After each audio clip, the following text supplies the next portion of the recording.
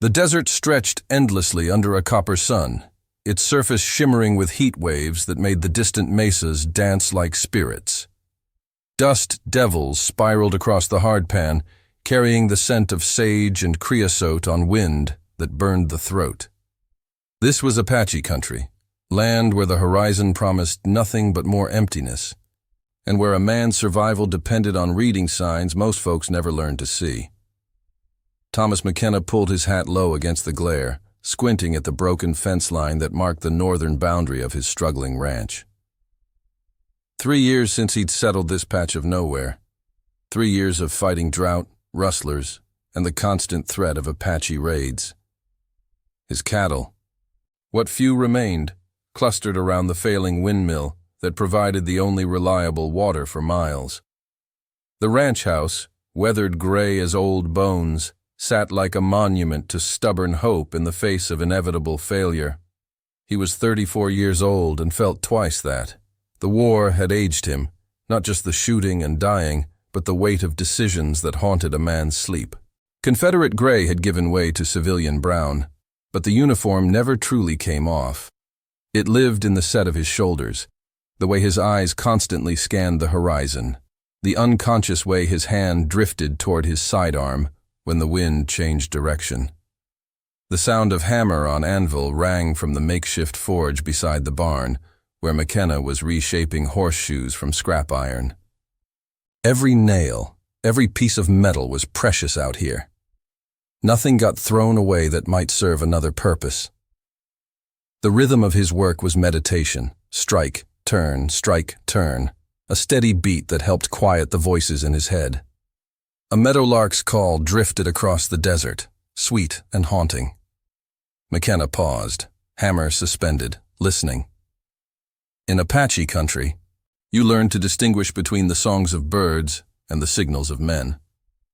This one sounded genuine, but he'd been fooled before. 6 months earlier, Apaches had run off half his herd while he'd been distracted by what he'd thought was a mockingbird. The heat pressed down like a physical weight. Sweat darkened his shirt, and salt stung his eyes. He dunked his head in the water trough, feeling the momentary relief as cool water shocked his overheated skin. When he surfaced, droplets scattered like jewels in the harsh light. This land demanded everything and gave little in return. Yet something about its brutal honesty appealed to him. The desert didn't lie or make false promises. It simply was, indifferent to human hopes and fears, beautiful in its own terrible way. The sunsets painted the sky in colors that had no names, and the silence at night was so complete it seemed to echo in his chest. McKenna returned to his forge, muscles moving with practiced efficiency. Each strike of the hammer was deliberate, purposeful. He'd learned precision in the war, the difference between a clean shot and a wounded enemy, between a quick death and slow suffering. Out here, precision meant the difference between a straight fence and lost cattle, between a properly shod horse and being stranded afoot in hostile territory. The Apache had every right to hate him, he supposed. White men had been pushing into their ancestral lands for decades, bringing disease, whiskey, and broken promises. McKenna had fought Indians during his army days, but he'd never felt good about it. They were defending their homes, their way of life.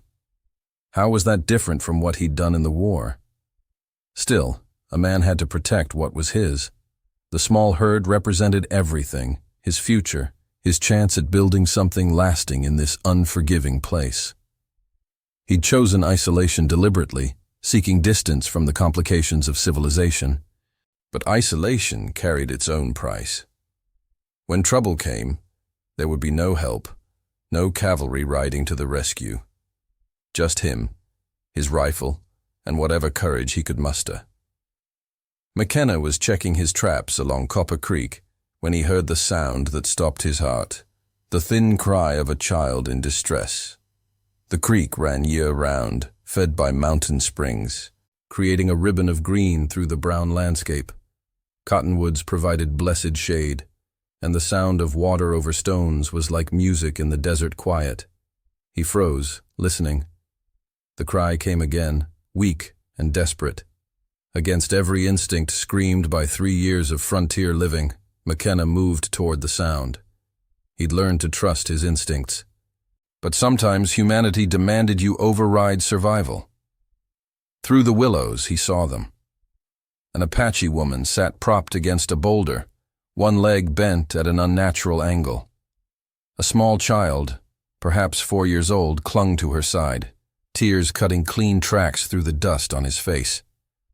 The woman's eyes met McKenna's with the fierce defiance of a cornered animal, her hand moving toward the knife at her belt, despite her obvious pain. McKenna raised his empty hands, speaking in the few Apache words he'd picked up from traders. Peace, help, water. The words felt clumsy on his tongue, inadequate for the gravity of the moment. The woman's eyes narrowed, calculating. She was young, perhaps 25, with intelligent eyes and the kind of beauty that survived hardship. Blood seeped through her deerskin leggings, where bone had likely punctured skin. Without treatment, she would die here beside this creek that should have meant life, not death. The child whimpered, pressing closer to his mother. McKenna could see dehydration in the boy's listless movements, the way his lips were cracked and pale. How long had they been here? A day? 2 days? In this heat, it wouldn't take long for exposure to claim them both. McKenna holstered his rifle and approached slowly, hands visible. The woman tensed, her knuckles white around her knife handle. She spoke rapidly in Apache, her tone protective and fierce. McKenna understood the emotion, if not the words. A mother's desperation, her willingness to die fighting for her child. Water, McKenna repeated, pointing to his canteen. He uncapped it, took a drink himself to show it was safe, then held it out. The child's eyes fixed on the canteen with desperate hunger. The woman studied McKenna's face, searching for deception. Whatever she saw there must have convinced her, because she nodded almost imperceptibly. McKenna approached carefully, offering the canteen to the boy first. Small hands grabbed it eagerly, water spilling down his chin as he drank. McKenna examined the woman's leg without touching. The break was bad, compound fracture infected, likely beyond his ability to treat properly. But he had to try. He'd seen enough battlefield injuries to know basic field medicine, though this was different. This was choosing to help the enemy, risking everything for strangers who had every reason to kill him. Using gestures and his few Apache words, he indicated he wanted to help. The woman's eyes never left his face, but she allowed him to examine her injury. The bone had broken cleanly but punctured through the skin.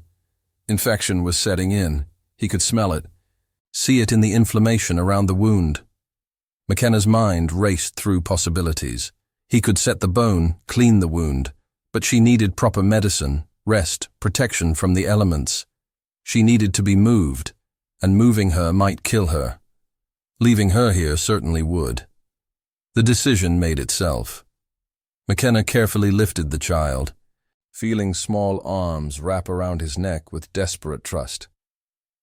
The woman tried to protest, to rise, but pain and blood loss overwhelmed her. She collapsed back against the boulder, consciousness flickering like a dying flame. McKenna fashioned a travois from cottonwood branches and his rope, padding it with his bedroll. Getting the woman onto it without causing more damage took all his strength and most of his skill. She drifted in and out of awareness, occasionally muttering words in Apache that sounded like prayers or curses. The journey back to his ranch stretched every nerve. Each bump of the travois might worsen her injuries. Each minute that passed reduced her chances of survival. And every step carried him deeper into a choice that might cost him everything.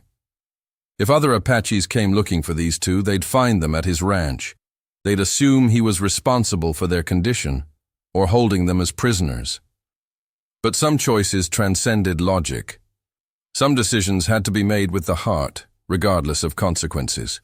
As McKenna pulled the makeshift stretcher across the desert, the woman's child walking beside him with small hand clutched around McKenna's finger, he knew he'd crossed a line there was no coming back from. McKenna's ranch house had never hosted guests, let alone Apache ones. He cleared his small back room, the one he'd planned to use for storage, and made it as comfortable as possible. Clean blankets, a basin for water, his medical supplies, meager as they were, laid out on a wooden crate that served as a bedside table. The woman regained consciousness as he was cleaning her wound. Her eyes snapped open, immediately alert and wary. She tried to sit up, gasping as pain shot through her leg. McKenna placed a gentle but firm hand on her shoulder, shaking his head. "Still," he said in Apache, one of the few words he was confident about. "Medicine." She studied his face, then looked around the room. Sunlight filtered through the single window, illuminating adobe walls and simple furnishings. Not a prison cell, she seemed to decide. Her son sat in the corner, cleaned up and fed, playing with wooden blocks McKenna had carved during long winter evenings. The process of setting the bone and cleaning the infection was brutal for both of them. McKenna had whiskey for disinfectant and pain, but the woman refused it, biting down on a leather strap instead. Her muffled cries tore at him, but he worked with steady hands, drawing on battlefield experience he'd hoped never to need again. Throughout the procedure, she never took her eyes off her son. Even in agony, her attention was divided, half on her own suffering, half on ensuring her child's safety. McKenna found himself admiring her strength, the fierce maternal instinct that kept her conscious and fighting when lesser spirits would have surrendered. By evening, he'd done what he could. The wound was clean, the bone set, infection treated with the last of his medical alcohol. She would live or die based on her own constitution now. McKenna had learned in the war that willpower counted for more than medicine in many cases. This woman had willpower in abundance. The boy, who hadn't spoken since McKenna found them, finally broke his silence. "Ahiga," he said, pointing to himself. Then, indicating his mother, "Ayana." "Thomas," McKenna replied, tapping his chest. It was the beginning of communication, tentative and fragile as new grass after rain. Over the following days, a routine developed. McKenna would check on Ayana morning and evening, changing bandages, bringing food and water. Ahiga gradually warmed to him, following McKenna around the ranch like a shadow, fascinated by the horses and cattle. The boy was quick and curious, picking up English words with startling speed. Ayana watched everything with sharp intelligence. She observed McKenna's daily routines, the way he cared for his animals, the solitary nature of his existence. Sometimes he caught her studying him with an expression he couldn't interpret. Not quite gratitude, not quite suspicion, but something more complex. Communication improved slowly. McKenna's Apache remained rudimentary, but Ayana spoke some Spanish, and McKenna knew enough to bridge the gap. Through halting conversation, he learned she was the daughter of a respected war chief, that she'd been separated from her people during a cavalry attack on their camp. Her husband had been killed defending their escape, leaving her to protect their son alone. The knowledge should have terrified him. Harboring the daughter of an Apache war chief was beyond dangerous. It was potentially suicidal. Yet McKenna felt no urge to turn her out. She was healing, growing stronger each day. Ahiga was thriving, his laughter filling the ranch house with sounds it had never known. For the first time in years, McKenna wasn't alone. The evening meals, shared in comfortable silence punctuated by Ahiga's chatter, felt more like family dinners than the solitary affairs he was accustomed to. When Ayana smiled, a rare occurrence but growing more frequent, it transformed her severe features into something luminous. The boy took to ranch work with natural enthusiasm. He helped McKenna with small tasks, fed the chickens, collected eggs with the seriousness of someone performing vital duties. In Apache culture, children learned responsibility early, and Ahiga was no exception.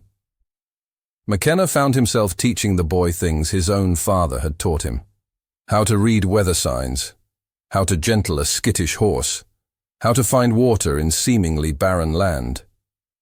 The knowledge passed between them without words sometimes, a kind of understanding that transcended language barriers. But even as routine established itself, all three of them knew it was temporary. Ayana's leg was healing well, and she would soon be strong enough to travel. The question nobody voiced was, travel where? And what would happen to the fragile peace they'd built when the outside world intruded again? They came at dawn, materializing from the desert, like spirits given flesh. McKenna was milking his cow when he sensed the presence, that prickle along the spine that meant eyes were watching. He straightened slowly, hands visible, and turned to face them. 6 Apache warriors sat their horses in a semicircle around his ranch house, weapons ready, but not overtly threatening. They were magnificent in their controlled menace, faces painted for war, bodies bronzed by desert sun, eyes that missed nothing. At their head sat a man McKenna recognized from descriptions, Nalnish, the war chief, Ayana's father. The resemblance was unmistakable. The same intelligent eyes, the same proud bearing that refused to acknowledge defeat, even in the face of overwhelming odds. But where Ayana's features had softened during her recovery, showing glimpses of humor and warmth, Nalnish's face was carved from stone, revealing nothing but controlled fury. McKenna set down the milk pail and walked into the open, every movement deliberate and non-threatening. His rifle hung on its pegs inside the house, his sidearm holstered at his hip. Against 6 Apache warriors, weapons would be useless anyway. His only chance lay in communication and whatever slim mercy they might show. The war chief spoke in Apache, his voice carrying the authority of absolute command. McKenna caught perhaps 1 word in 5, but the tone was unmistakable. Accusation, demand, barely restrained violence. "I don't understand," McKenna said in Spanish, hoping Nalnish knew the language. "Your daughter is safe. She is healing." Nalnish's eyes narrowed. He dismounted with fluid grace, his warriors remaining mounted but alert. Up close, the chief was even more imposing, taller than McKenna, with scars that spoke of countless battles, hands that could kill with swift efficiency. The front door opened, and Ayana appeared, leaning heavily on a walking stick McKenna had fashioned for her. Ahiga pressed close to her side, suddenly shy in the presence of these fierce strangers. Mother and son had been preparing for this moment, McKenna realized. They'd known the search would find them eventually. Father and daughter spoke rapidly in Apache, their voices rising and falling with emotion. McKenna caught gestures toward himself, toward Ahiga, toward Ayana's healing leg. The conversation was passionate, but not angry, more like negotiation than argument. Finally, Nalnish turned his attention back to McKenna. In heavily accented but clear Spanish, he said, "You have taken my daughter, my grandson. What price do you demand?" The question caught McKenna off guard. Price. He'd expected accusations of kidnapping, demands for their return, threats of violent retribution. Instead, the war chief was treating this as a transaction. "No price," McKenna replied. "I found them hurt. I helped. That is all." Nalnish studied him with eyes that seemed to see past flesh and bone to whatever truth lay beneath. The silence stretched, broken only by the desert wind and the distant sound of his cattle lowing. "You are the one who fights alone," the chief said finally.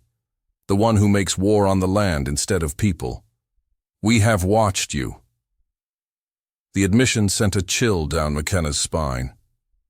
He'd known the Apache were aware of him, but being under observation for months or years was unsettling. They could have killed him any time they chose. Why hadn't they? "You do not steal cattle that are not yours," Nalnish continued. "You do not poison waterholes. You do not hunt on sacred ground. You fight the desert itself, and the desert is a worthy enemy." There was something approaching respect in the war chief's voice, which surprised McKenna more than anything else that had happened. He'd expected hatred, not understanding. Ayana spoke again, her words urgent but respectful. Ahiga moved closer to McKenna, small hand finding the rancher's calloused palm. The gesture was unconscious but significant, a child seeking protection from the man who had become his protector. Nalnish noticed the connection, his eyes moving from his grandson's face to McKenna's. Something shifted in his expression, a calculation being made that McKenna couldn't follow. My daughter says you have been as a father to her son, the chief said slowly. She says you have shown them kindness without seeking advantage. She says you risked much and asked nothing in return. McKenna felt heat rise in his cheeks. Any man would have done the same. No, Nalnish replied firmly. Any man would have left them to die, or used them as hostages, or sold them to the soldiers for bounty money. You are not any man. The war chief walked closer, stopping just outside arm's reach. This close, McKenna could see the intelligence in those dark eyes, the weight of leadership that pressed down on shoulders, already burdened by his people's suffering. You have given me a debt I cannot repay with horses or weapons, Nalnish said. The life of my daughter, the safety of my grandson. These things have value beyond counting. What would you ask of me? The question hung in the desert air, like smoke from a signal fire. McKenna felt the weight of the moment, the sense that his answer would determine not just his own future, but the future of his relationship with these people who had been his enemies. McKenna looked around at the warriors, at Ayana's worried face, at young Ahiga who watched with solemn eyes that had seen too much for his age. The moment felt balanced on a knife's edge, capable of tipping toward violence or understanding with a single wrong word. I want nothing, he said finally. Your daughter is healed. Your grandson is safe. That is payment enough.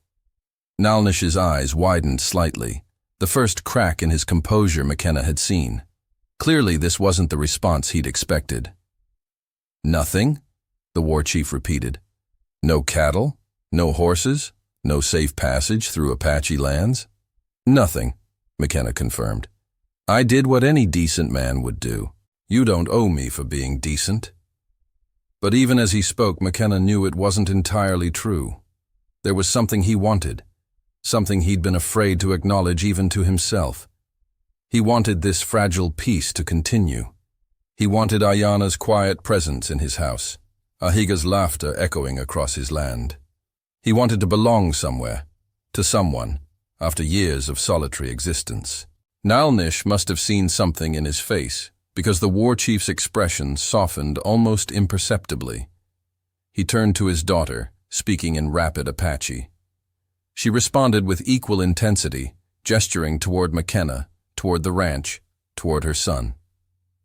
The conversation went on for several minutes, with the mounted warriors occasionally adding their voices to the discussion. McKenna stood in the center of it all, understanding nothing, but feeling the current of decision flowing around him like water around a stone. Finally, Nalnish raised his hand for silence. The desert quiet returned, broken only by the whisper of wind through sagebrush. My daughter has told me of your kindness, he said to McKenna. She has told me of your honor, your skill with healing, your gentleness with her son. She has also told me of your loneliness, and of how your presence has brought life to this dead place. McKenna felt his heart begin to pound, though he wasn't sure why. Among the Apache, there are different kinds of courage, Nalnish continued. The courage to fight, the courage to die, the courage to live alone in hostile country. But the greatest courage is the courage to open your heart to strangers, to risk everything for people who are not your blood. The war chief stepped closer, his voice dropping to a tone that carried absolute authority. You have shown this courage. You have earned a place among us, if you choose to claim it. The words hung in the air like thunder. McKenna felt the world shift beneath his feet, possibilities opening that he'd never dared consider. I don't understand, he said. My daughter is without a husband, Nalnish said simply. My grandson is without a father. You have proven yourself worthy of both roles, if you have the courage to accept them. The proposal hit McKenna like a physical blow. Marriage to Ayana, adoption into an Apache family. The idea was so far beyond anything he'd imagined that his mind struggled to process it. He looked at Ayana, seeing her watching him with an expression that mixed hope and fear. She would accept her father's decision, he realized, but she wasn't indifferent to it. Their weeks together had meant something to her as well. The choice is yours, Nalnish continued. You may continue as you are, alone on your land, fighting the desert, living without family or connection. Or you may join us, become Apache in truth as well as in honor. Take responsibility for my daughter and grandson as they have taken responsibility for your healing." McKenna's throat felt dry as sand. "And if I choose to stay as I am?" "Then you stay as you are. With my respect and my promise that no Apache will trouble you again. Your land will be sacred to us, your cattle protected, your person safe. But you will remain alone." The offer was generous beyond anything McKenna could have expected. Safe passage through Apache territory, protection for his ranch, an end to the constant threat that had shadowed his every day for 3 years. It was more than most white men could dream of. But it wasn't what his heart wanted. McKenna looked at Ahiga, who had moved to stand beside his mother, small hand still clutching McKenna's. The boy had already made his choice, McKenna realized. In his child's heart, McKenna had already become family. "If I accept," McKenna said slowly, "what would be expected of me? To provide for them as a husband and father provides, to protect them as a warrior protects, to honor Apache ways while keeping your own wisdom, to be a bridge between our peoples, as you have already begun to be." The weight of the decision pressed down on McKenna like the desert heat. Everything he'd built, everything he'd planned for his solitary future, would change. He would no longer be Thomas McKenna, lonely rancher. He would be something new, something he couldn't entirely foresee. But change had already begun. The past weeks had shown him what it meant to wake up each morning with purpose beyond mere survival, to share meals with people who had become precious to him, to build something larger than himself. McKenna looked into Ayana's eyes and saw his own loneliness reflected there, along with something else. Possibility. Hope. The chance to heal wounds that went deeper than broken bones. "I accept," he said. The ceremony took place at sunset, when the desert sky painted itself in shades of fire and gold. Nalnish's entire band had gathered, perhaps 40 people who had traveled across hostile territory to witness this unprecedented joining. McKenna had never seen so many Apache together, and their presence was both humbling and overwhelming. They performed the ritual beside Copper Creek, where McKenna had first found Ayana and Ahiga. The symbolism wasn't lost on him. From this place of near death would come new life, new possibilities none of them could have foreseen. The ceremony itself was unlike anything in McKenna's experience. There were no vows in the Christian sense, no formal pronouncements. Instead, there were gifts exchanged, songs sung in voices that seemed to rise from the earth itself, blessings offered in words that predated the coming of white men to this land. McKenna offered what he could, his finest horse, silver dollars that represented his savings, a rifle that had belonged to his father. Ayana gave him a shirt of soft deerskin decorated with beadwork that must have taken months to complete, a medicine bag blessed by the tribal shaman, and something more precious than either, her trust. When Nalnish placed their hands together and spoke the words that bound them as husband and wife, McKenna felt something fundamental shift inside him. The solitary man who had lived for himself alone was gone, replaced by someone with responsibilities and connections that stretched far beyond his small ranch. Ahiga, now officially his son, presented McKenna with a drawing he'd made, stick figures representing their new family, standing beside what was clearly meant to be the ranch house. The boy's pride in his artwork was touching, but the deeper message was clear. In his child's mind, this was how things should be. As darkness fell, and the celebration continued around fires that painted dancing shadows on desert stone, McKenna found himself thinking about the strange path that had led to this moment. 3 years ago, he'd come to this harsh land seeking solitude, running from the ghosts of war and the complications of civilization. He'd found isolation, but also something he hadn't expected, a chance at redemption, at building something meaningful from the broken pieces of his past.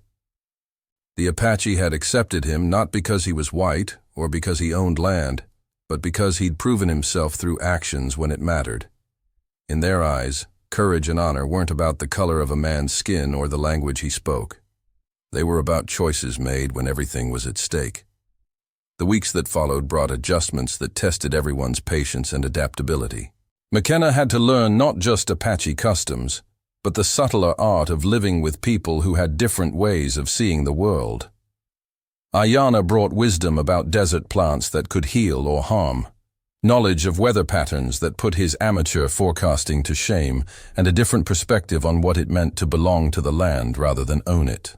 Ahiga flourished in ways that surprised McKenna daily. The boy proved to have his mother's quick intelligence and his grandfather's natural leadership abilities. He moved easily between his Apache heritage and the ranching skills McKenna taught him, becoming a bridge between worlds just as his new father was learning to be. The ranch itself transformed. What had been a lonely outpost became a gathering place where Apache and Mexican traders could stop for water and shelter. McKenna's cattle multiplied under Ayanna's care. She had knowledge of grazing patterns and water sources that doubled the land's carrying capacity. The garden she planted behind the house provided vegetables that improved all their health and added color to the austere landscape. Most remarkably, the constant tension that had defined life on the frontier began to ease. Word spread through both Apache and white communities that McKenna's ranch was neutral ground, a place where differences could be set aside in favor of mutual benefit. It wasn't always easy. Old hatreds died hard, and there were men on both sides who preferred war to peace. But gradually, grudgingly, a new understanding began to take root. McKenna found himself serving as translator and mediator when conflicts arose. His unique position, white man married into Apache family, gave him credibility with both sides that neither could ignore. He negotiated water rights, settled boundary disputes, and helped arrange prisoner exchanges that saved lives on both sides. The transformation wasn't without cost. Some white settlers viewed him as a traitor, and certain Apache factions saw him as a corrupting influence on their traditions. There were threats, occasional acts of violence, and periods when the future seemed uncertain. But there were also moments of pure joy that made all the difficulties worthwhile. Watching Ahiga teach Apache games to visiting ranch children, seeing Ayanna's face light up when she successfully baked her first loaf of bread in McKenna's oven, feeling the solid warmth of family gathered around their evening fire as stars emerged in the vast desert sky. 2 years later, when their daughter was born during a spring rainstorm that brought new grass to the rangeland, McKenna held the tiny bundle and marveled at the journey that had brought him to this moment. The lonely rancher, who had once faced each day with grim determination, was gone, replaced by a man who woke each morning grateful for the gift of belonging to something larger than himself. As he stood on his porch watching the sunrise paint the mountains in shades of rose and gold, Ayanna beside him nursing their daughter while Ahiga helped with the morning chores, McKenna understood that he had found what he'd been searching for without knowing it, not just peace with the land or safety from enemies, but the deeper peace that comes from knowing your place in the world and having people who count on you to fill it. The desert hadn't changed. It was still harsh, still unforgiving to the unwary or unprepared. But McKenna's relationship with it had been transformed. He no longer fought the land. He worked with it, learning its rhythms and respecting its power. In return, it had given him everything that mattered: family, purpose, and a future worth building.